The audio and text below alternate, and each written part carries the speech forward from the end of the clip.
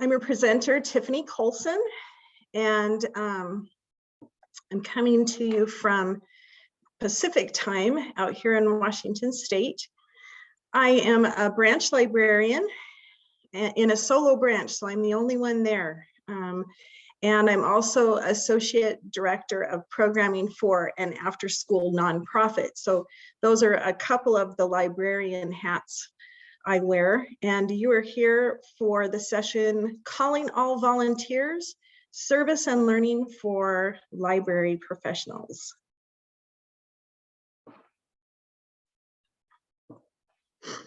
We'd like to acknowledge the founding partner of this mini conference, which is San Jose State University School of Information.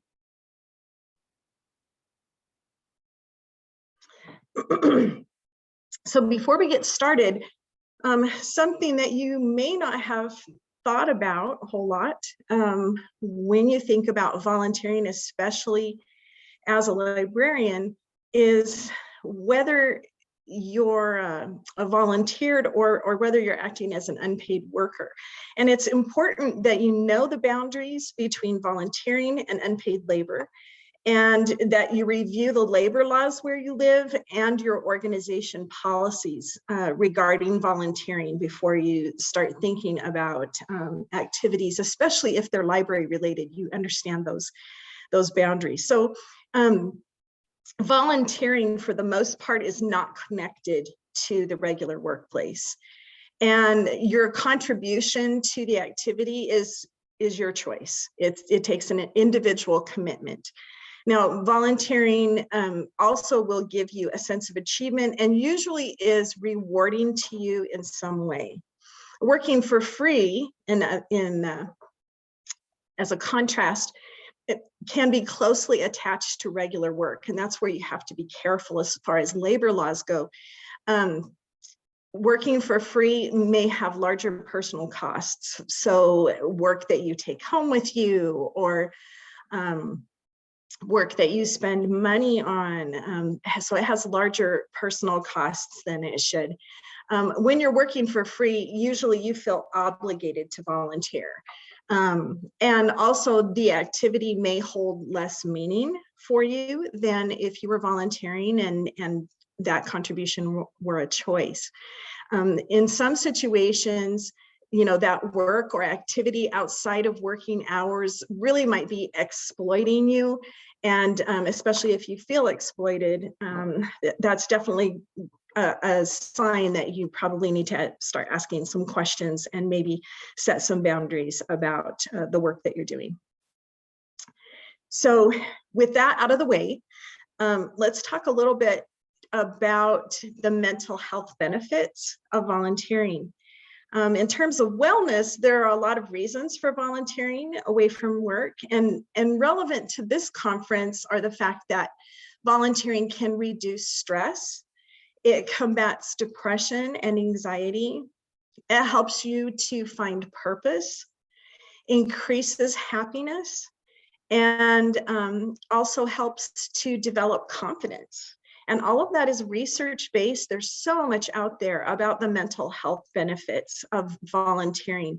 A lot of those benefits you'll find in literature that's soliciting volunteers or that is looking for opportunities to help younger people who are maybe students to understand why volunteering might be a good idea. Perhaps more astounding, really, even than the mental health benefits of volunteering are the effects of volunteering on physical wellness. And I'm only going to cover a few statistics just as a selling point and maybe a springboard for you to do a little bit more research if you're interested. So volunteers are as healthy as 5 years younger non-volunteers. When we all like to have, 5 extra years on us, right? The University of Michigan Research Center demonstrated that volunteers with heart problems had reduced chest pain, as well as lower levels of cholesterol when compared to non-volunteers. And volunteering actually can decrease the likelihood of high blood pressure development by 40%. So those are just a few examples of the physical benefits of volunteering. Now, it's interesting to note, though, we talked about mental health benefits and the physical benefits of volunteering, but in order to activate the benefits of volunteering, you have to have certain criteria, meet certain criteria. So volunteering doesn't automatically deliver the benefits we talked about. Is more always better? Yes, up to a point. How about the reason you volunteered? It's interesting that the American Psychological Association published a long-term study in 2011 that found that motivation for volunteering does affect outcomes. So let's take a look. The research indicates that you lose the mental and physical benefits of volunteering if you don't attend to the following criteria for the activities that you're choosing. One, the involvement needs to be your choice. The chosen activity should be altruistic. In other words, it should be for others and not primarily for yourself. You must be passionate about your chosen volunteer activity.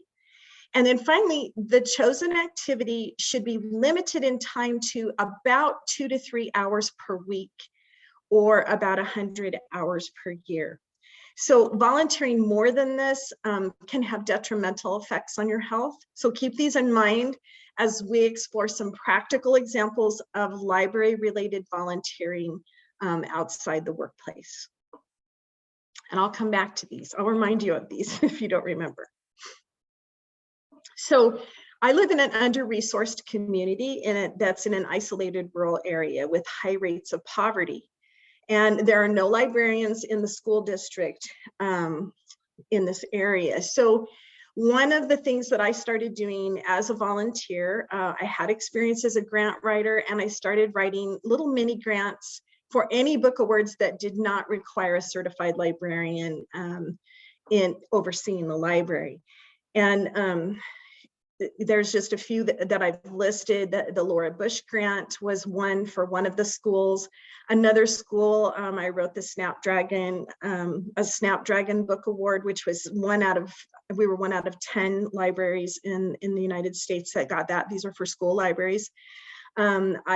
I submitted an application for the American Library Association's Penguin Random House Award, and I received a runner-up award, and that was $1,000 of books from Penguin Random House, and that was terrific. I donated those to one of the schools that I was working with.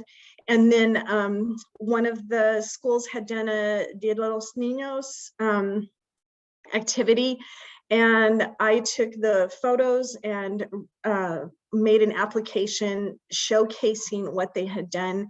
And we won the National Pat Mora Award from First Book. And again, that was $1,000 worth of books that went into our libraries, which have no budget and no librarians. And literally in some of the libraries, I could go and take a book off the shelf and the middle would fall out of the book. They were just terrible condition.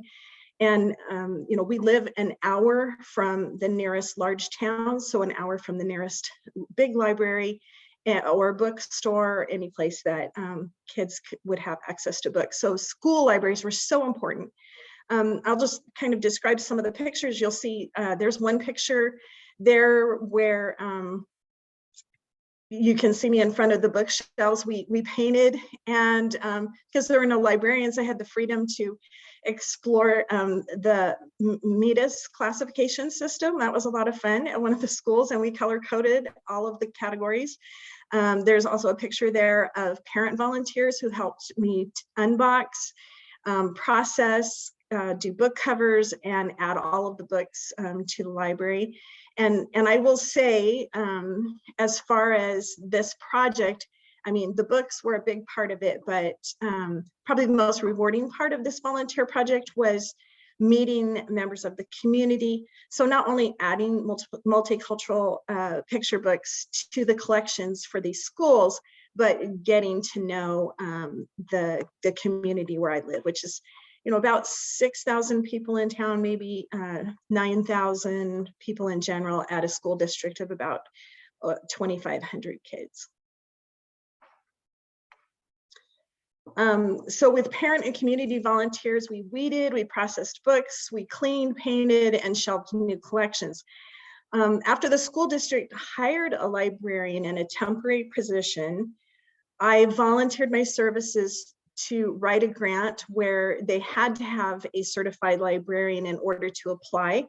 And our school district was one of only 2 awarded by the Institute of Museum and Library Services for library innovation. And that this was completely redoing libraries in our schools. We weeded probably 80% of the books in these libraries, and there were books going back, to the 1920s. Lots of the collection was books from the 60s. So even though the libraries looked full, they needed to be completely replaced to be relevant to the young people in our school district. So that was a lot of fun. The best fun ever to a librarian is buying books for kids that don't have any, right? So my wild guess is that all librarians and all kinds of organizations read outside of working hours in order to do their jobs. And if you think about it, all of that reading that you're doing, school librarians, public librarians, academic librarians, archivists, and other special librarians are valued for their knowledge of published work. And that reading that you're doing outside of library hours is volunteer work that was really invisible labor. It's something where you're expected to be apprised of the newest literature. You're expected to have background knowledge about things, and yet you're not probably supported in acquiring that knowledge during library hours. So I wanted to read this quote: "In a profession that demands that people be well read in order to either stock library shelves or do good readers advisory, we should always have been paying our staff to read," which is so interesting. Of course, we know that we rarely have time to read during work. So in many cases, librarians are spending not only their time outside of work, but also their own money getting materials that they need to remain relevant and valued in the workplace. So that invisible labor is valued, expected, but rarely rewarded or recognized. And I thought it was interesting also that 64% of academic librarians report spending an average of 5 hours of unpaid time each week doing tasks which include reading professional literature and doing research. So I just quickly listed, that's part of the volunteer labor that we probably all have in common. And I wanted to quickly list some places that you can read for free. A lot of times I will purchase a book if I don't see it's available from the public library, if there's a long wait list and I need to reference it for curriculum I'm designing, or I just don't want to wait for it. But something that you should be aware of is that a lot of time, collections are doing all they can to keep books coming into the library. They enjoy having purchase suggestions, especially if they know the books are going to get read and that people are going to book talk and recommend those books. So don't be afraid, if you see something that whether it's an academic publication, no matter what it is, contact your library, do a purchase suggestion to get some of those titles. Also, as far as being an embedded librarian that works for a nonprofit, I have to write grants, I have to do background research. Everything that I do as far as curriculum design and presentations to schools has to be research-based. And unfortunately, I'm not associated with a university any longer, so I don't have as much access to scholarly publications, and I have become quite good at finding really great research and gray literature that is best practices in open access publications. And so become more familiar with those open access resources, contribute to those open access resources, because those will follow you and always be accessible to you, even if you're not in an academic atmosphere. Also remember that as a librarian, or maybe a blogger, or a person who does readers advisory or presentations, or maybe even blogs for the library you work for, that you can access advanced reader copies through several companies online and also directly from publishers. And then finally, there are several nonprofits where I have that distribute books to children in low income communities. And in exchange for evaluation of their materials or possible book purchases, they have sent me free books in order to evaluate books that they were considering to have as part of their database. So a lot of places that you can read for free and that you can stay relevant, and also where you can stay informed about your chosen field or your chosen passion as far as books and relevant literature goes. In addition to mental and physical health benefits, I also wanted to talk about volunteer work and the professional benefits that come from volunteer work. Leadership opportunities, building community capacity, professional networking especially, and then also involvement in social justice work that you might feel separated from in your library. If you think about it, well, let me read you a couple statistics first. 41% of LinkedIn recruiters say that volunteer experience is as valuable as paid experience, which is something we need to convey more, I think, to students and folks who are looking for a job. 20% of hiring managers also considered volunteer activities in addition to other things that were on a resume. So what I've done here is just kind of giving you a visual outline that shows 3 related volunteer activities that I've done outside of work. First, I volunteered with the Graphic Novels Roundtable, American Library Association, on their awards committee. They needed volunteers to help evaluate awards for books, and I volunteered to do that. And through that association, I came into contact with the amazing people at Manga in Libraries. If you're interested in manga at all, look at the mangainlibraries.com. It's sponsored by the Graphic Novels Roundtable. I was invited to be a panelist. After asking some questions at the end of a webinar, I was invited to join them as a panelist. And later through that work and some interest in digital equity and advocacy work with comics and manga, I was invited to serve on the Comics Plus National Advisory Board. So all of these are volunteer opportunities, all lots of fun, all that really helped me with my professional network, that did allow me to be involved in some social justice and equity work. And it was just kind of following my nose, asking questions, showing up, and being in spaces that were interesting to me, definitely positive, and all volunteer. So strategic volunteering, I guess you could call that a little bit strategic volunteering, because I was augmenting my professional repertoire, I guess, as a librarian. But you know, when you think about strategic volunteering, think about what skills would you like to practice that are restricted in your workplace.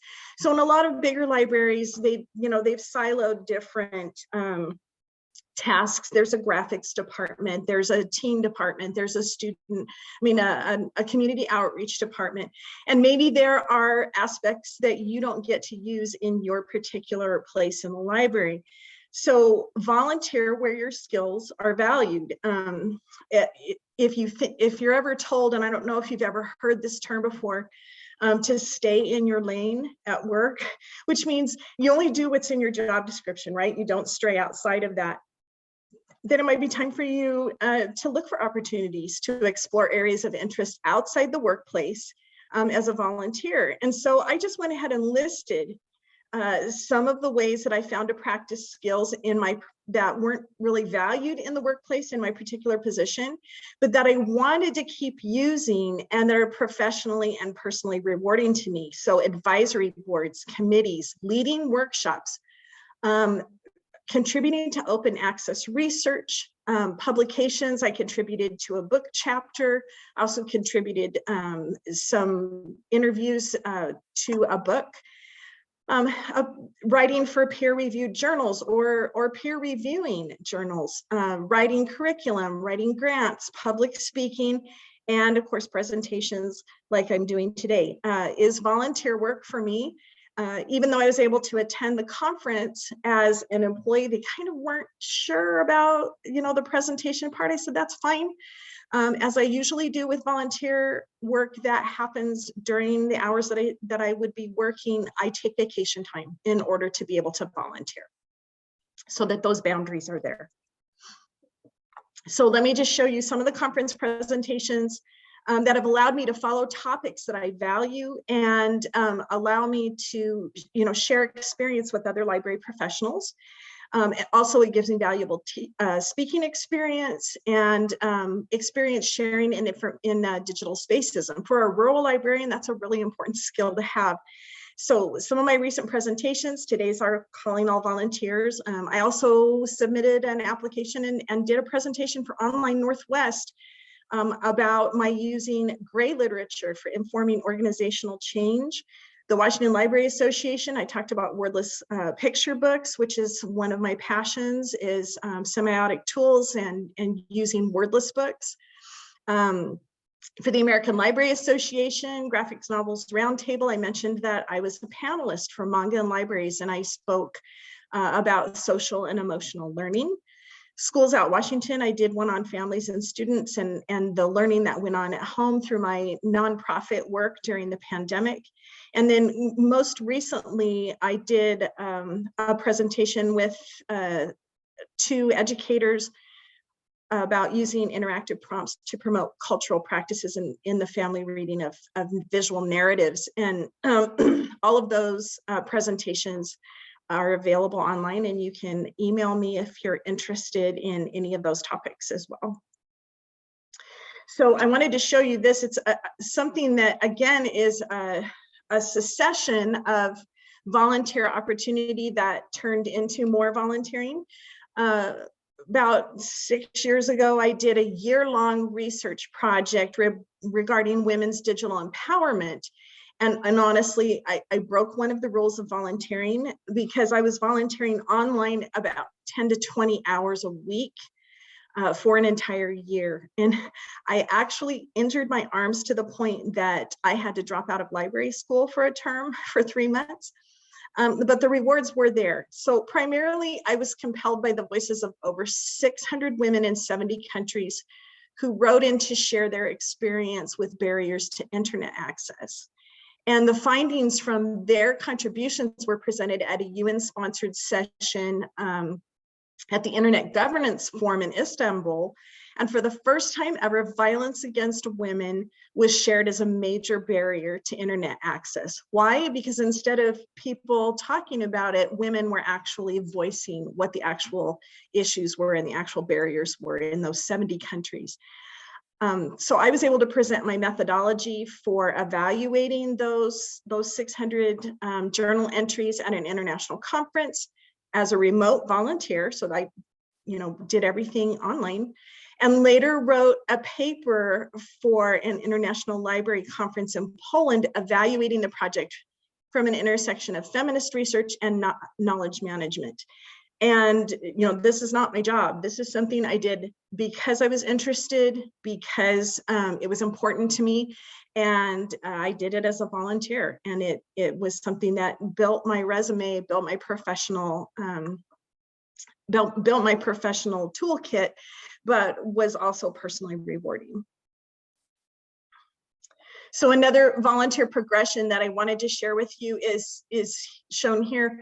I volunteered on a year-long digital badging project for the American Society for Engineering Educators. And that digital badging project was for LGBTQ+ safe spaces in STEM. And that led to peer reviewing for their conferences. And it also augmented my resume so that I was able to peer review for the American Educational Research Association and the National Science Teachers Association, their Connected Science Learning magazine. So I've been peer reviewing every year for over 5 years now, all of it volunteer, and none of which I use in my regular job.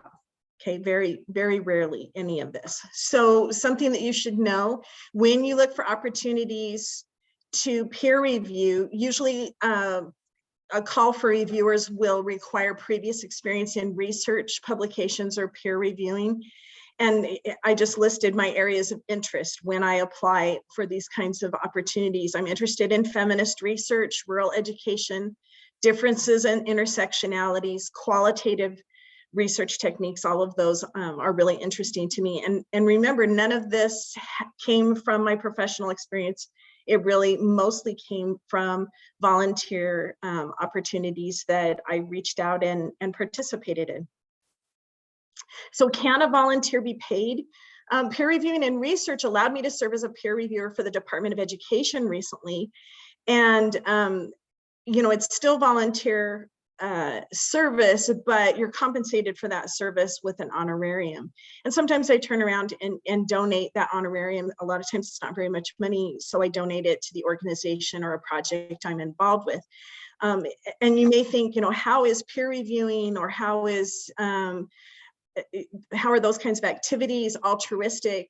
And you have to think about each one of those papers, you know, being represented by people who are writing on behalf of children. And both of these were for school-based mental health, and was very rewarding to be able to participate in trying to be a part of the solution to the mental health crisis among children in our country. So where to find volunteer opportunities?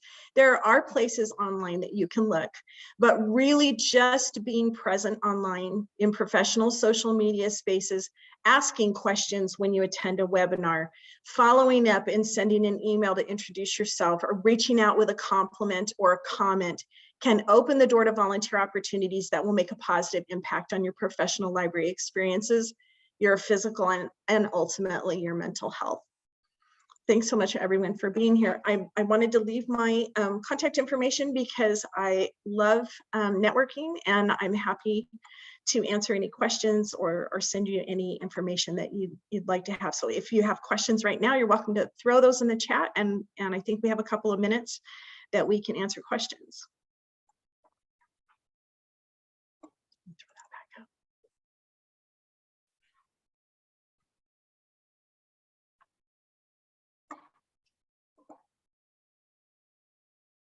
My name is Simon Ringsmith. I'm moderating the session. And first of all, I want to thank you, Tiffany, for an outstanding presentation, and also encourage everyone who's attending to please share any questions, comments in the chat. I'll make sure that Tiffany and everyone else sees them.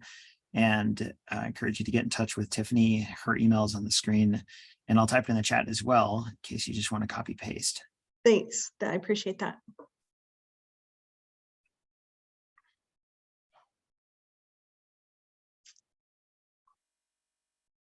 Yes, let me go back to that slide for you. JustServe.org is all over the United States and international. Volunteer matches here in the United States. UN Volunteers takes not only people in person, but also takes folks in international volunteer capacities and online. And then Smithsonian Digital Volunteers has all kinds of online volunteer work for folks in practically any interest. So all of those are great places to start. All right, well, I probably should let you get to your next session. So I am going to stop the recording, and I appreciate everyone for being here to listen to me, and hope to hear more from you.